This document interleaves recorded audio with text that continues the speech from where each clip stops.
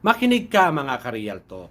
Kahit na ano pa ang magulang mo, kahit na gaano pa sila kasama, kahit ano pa ang hininakit na naidulot nila sa iyo, yun dapat na yun ay matakpan nung kanilang ginawa para ikaw ay lumaki at mabuhay. Kasangkapan sila ng Diyos para sa atin. Magagalit sa iyo ang Diyos pag hindi ka marunong kumilala ng utang na loob sa magulang mo. Ang anak, mayroon tayong utang na loob sa ating mga magulang.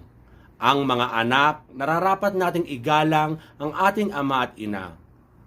Kaya kahit na bandang huli, ang paniniwala nating masama, yung ginawa ng magulang natin sa atin, kalimutan mo na yon. Palitan mo ng pagmamahal. Ang salita kasi ng Diyos, igalang mo ang iyong ama, ang iyong ina. Siyang utos na may kasamang